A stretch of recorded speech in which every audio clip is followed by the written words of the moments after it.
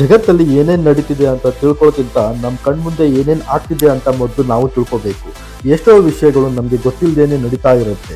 ಅದರಲ್ಲಿ ಕೆಲವೊಂದು ವಿಷಯನ ನಾನು ನಿಮಗೆ ಹೇಳ್ತೀನಿ ಬನ್ನಿ. ಇದು ನೀಲಿ ಬಾಳೆಹಣ್ಣು. ಇದನ್ನು ತಿಂದ್ರೆ ವೆನಿಲ್ಲಾ ಐಸ್ ಕ್ರೀಮ್ ರುಚಿ ಬರುತ್ತೆ. ಇದನ್ನು ಸೌತ್ ಈಸ್ಟ್ ಏಷ್ಯಾದಲ್ಲಿ ಬೆಳೆಯಲಾಗುತ್ತದೆ. ಇದೀಗ ಭಾರತದ ಸೊಲ್ಲಾಪುರದಲ್ಲಿ ಕೂಡ ಮೊದಲ ಬಾರಿಗೆ ಈ ಬೆಳೆಯನ್ನು ಬೆಳೆಯಲಾಗಿದೆ. ರಾಮಾಯಣ ಚಿತ್ರದ ಮೊದಲ ಗ್ಲಿಮ್ಸ್ ಜುಲೈ 3ರಂದು ಬಿಡುಗಡೆಯಾಗಲಿದೆ. ರಣಬೀರ್ ಕಪೂರ್ ಮತ್ತು ಸಾಯಿ ಪಲ್ಲವಿ ಈ ಚಿತ್ರದಲ್ಲಿ ರಾಮ ಮತ್ತು ಸೀತೆಯಾಗಿ ಅಭಿನಯಿಸುತ್ತಿದ್ದಾರೆ.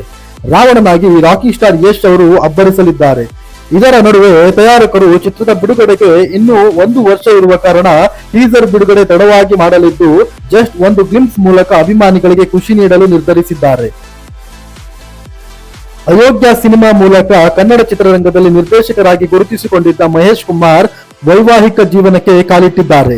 ಹೌದು, ಮೈಸೂರು ಮೂಲದ ಚೈತ್ರ ಎಂಬ ಹುಡುಗಿಯನ್ನು ಕೈ ಹಿಡಿದಿದ್ದಾರೆ ನಿರ್ದೇಶಕ ಮಹೇಶ್ ಕುಮಾರ್.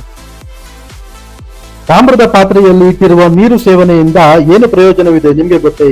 ಕನಿಷ್ಠ 8 ಗಂಟೆಗಳ ಕಾಲ ತಾಮ್ರದ ಪಾತ್ರೆಯಲ್ಲಿ ಇಟ್ಟಿರುವ ನೀರನ್ನು ಕುಡಿಯುವುದರಿಂದ ಶರೀರದಲ್ಲಿರುವ ವಿಷಕಾರಿ ಅಂಶಗಳನ್ನು ಹೊರಹಾಕುತ್ತದೆ. ಇವರ ಹೆಸರು ಶಿವಸಾಗರ್. ಕಳೆದ 10 ವರ್ಷದಲ್ಲಿ ನದಿ ಹಾಗೂ ಸಮುದ್ರದಲ್ಲಿ ಬಿದ್ದ 100ಕ್ಕೂ ಹೆಚ್ಚು ಜನರ ಪ್ರಾಣವನ್ನು ಉಳಿಸಿದ್ದಾರೆ ಹಾಗೂ 1000ಕ್ಕೂ ಹೆಚ್ಚು ಜನರ ಮೃತದೇಹವನ್ನು ಹೊರತೆಗೆದಿದ್ದಾರೆ.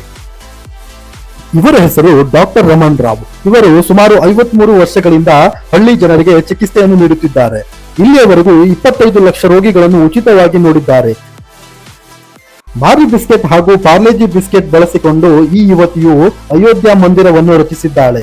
ಈ ಮಹಿಳೆಯ ತಾಳ್ಮೆ ಹಾಗೂ ಕಲೆಗೆ ಒಂದು ಮೆಚ್ಚುಗೆ ಬರಲಿ. ಈ ಮಾಹಿತಿಯು ನಿಮಗೆ ಇಷ್ಟವಾದರೆ ಒಂದು ಲೈಕ್ ಕೊಟ್ಟು ಹಾಗೆ ನಮ್ಮ ಚಾನಲ್ ಅನ್ನು ಸಬ್ಸ್ಕ್ರೈಬ್ ಮಾಡ್ತೀನಿ. ಹೀಗೆ ನಾನು ಹೊಸ ವಿಷಯಗಳನ್ನು ತಿಳಿಸ್ತಾ ಇರ್ತೀನಿ. ಧನ್ಯವಾದ.